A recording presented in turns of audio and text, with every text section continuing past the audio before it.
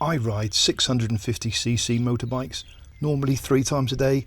I'm that guy down the lane, waking up the neighbours and annoying every dog in the 2-mile radius with a loud exhaust.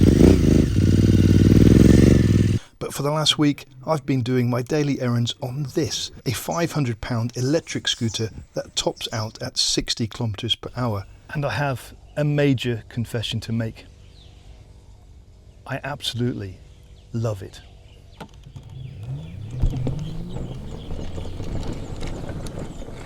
Is this budget experiment actually viable as a daily replacement? I didn't foresee this day coming, but here they are, some keys to a new motorcycle. It's quite coincidental, it's quite ironic that 2 days after I made my video about the Royal Enfield Flying Flea C6 and how excited I would be to ride an electric motorcycle, my daughter in Bangkok entered a raffle on Songkran Festival and won an electric scooter. She doesn't ride bikes, she's too small to ride a bike really, and she was going to sell it, and she sold it to Papa for half price. Well done, girl, well done.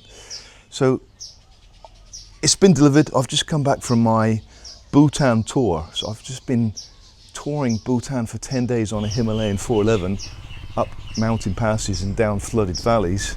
I get home to this. So I'm just dead eager to undo the wrapping and fit the Proton pack.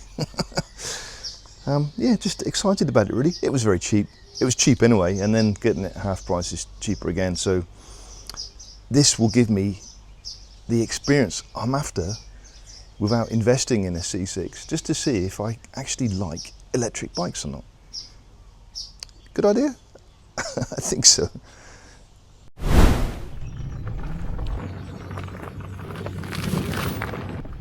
So I've snuck away from home without my dogs realising. That's the first advantage. Normally they like to follow me. And the second thing is the neighbours' dogs. They get me on this corner.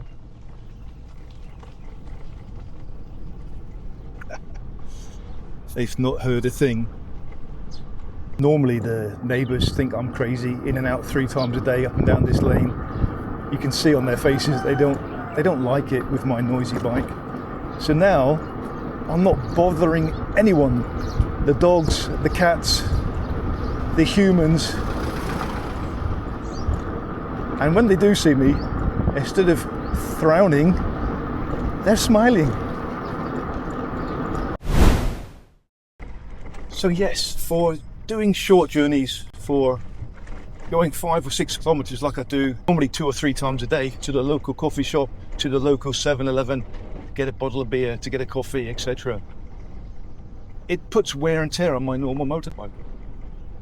You all know, or you should know, that short journeys on motorbikes are not good for the engine life. You've got to give it time to get the oil to pump around the engine, and on short journeys it doesn't really do that when the engine's cold. So I'm going to take away wear and tear from my daily riding on my motorbike, and I'm going to save fuel as well, because that's when motorbikes are the least fuel efficient, right? When they're just started up and running cold. I've already done 120 kilometers on this bike. I'm charging from solar. The battery life is about 60 kilometers. I normally charge it every 45 because you could just feel the lack of power after 45 kilometers. But, you know, it's doable, it's controllable. And I'm just not disturbing anyone on these quiet country roads. And just like that, it's time for coffee.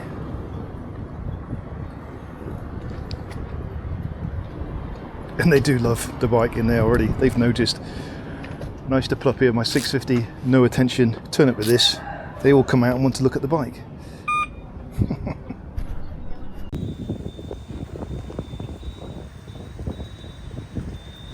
Now let's address the elephant in the room. Does an electric bike like this actually save the planet? I know exactly what a lot of you are thinking right now. and you're already typing in the comments below, you'll argue that mining the materials and manufacturing these lithium batteries completely negates any emissions this little scooter will ever save. And honestly, I get it. You're not entirely wrong. As a planet, we are tearing through the world's natural resources at an absolutely alarming rate just to build these things.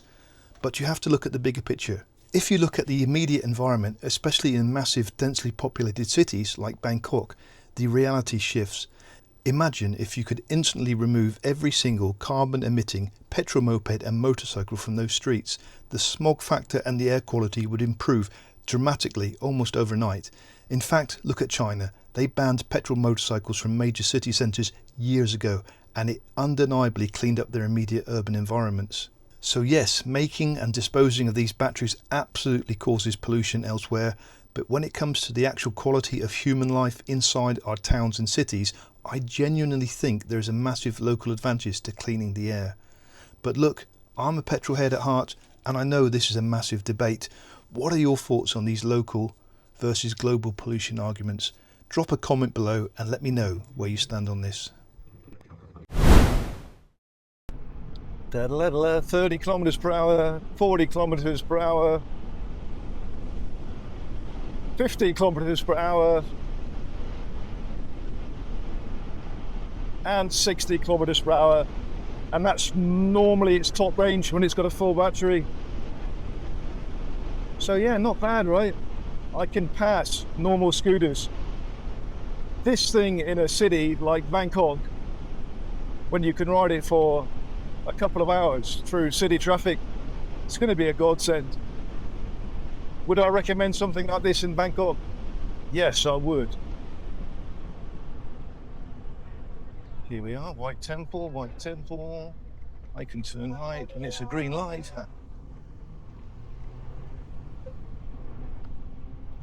So, the quietness is an issue with some of you. I know you don't like a silent motorbike. You tell me that it's bad enough riding a normal motorcycle, and riding a silent motorcycle is going to be even more dangerous. I kind of get that, but to me, I still think you have to be visually aware of everything when you're riding a motorcycle. Checking your mirrors, checking your surroundings, checking 300 meters ahead to know what's going to pull out in front of you, to anticipate what's going to pull out in front of you. So I'm riding this and I'm not feeling any more unsafe than I am on a noisy motorcycle.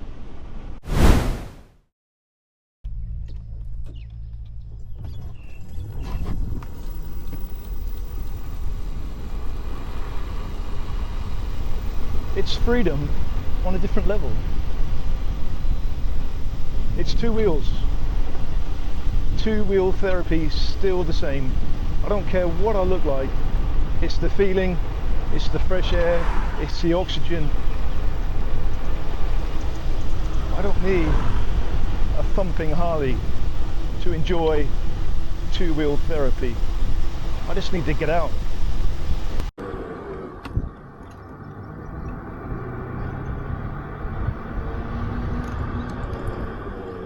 And it still gets you out and about to see sights like this.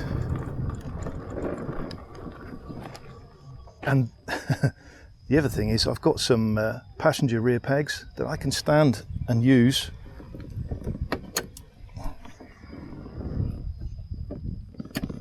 I've got some rear pegs, I can use it. That's an off-road bike, believe it or not. So I'm on the passenger pegs, but it now acts like a motorcycle. I can even stand up, look at that. And go off-road on an electric bike. Oh, fantastic, fantastic. Yeah, these are designed for the passenger, but when I put them back out, I can use them and it just acts like a motorcycle. So that is winner, winner, chicken dinner. If there's enough interest in this bike, I will do a review on it. Just for today, it's just going to be my experience of an electric bike. And I know it's going to upset a lot of you petrol heads out there. But like I said before, it's time to join the 21st century. And that's the other thing about this bike, it's so light and nimble to turn around on the spot. So yeah, what a little beauty.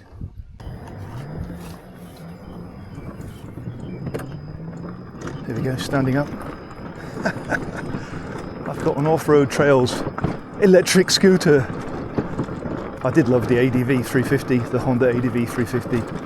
I think that is a bike for the future for me, possibly. And that is the problem with reviewing bikes. I just fall in love with the majority of the things that I ride, but not everything. Not if you saw my Zontes 350 review. But this one, superb.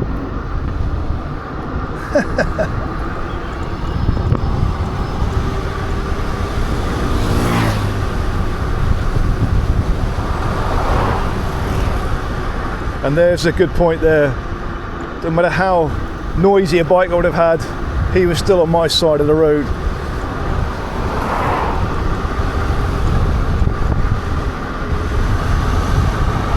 "60 kilometers per hour. Hopefully you can see that.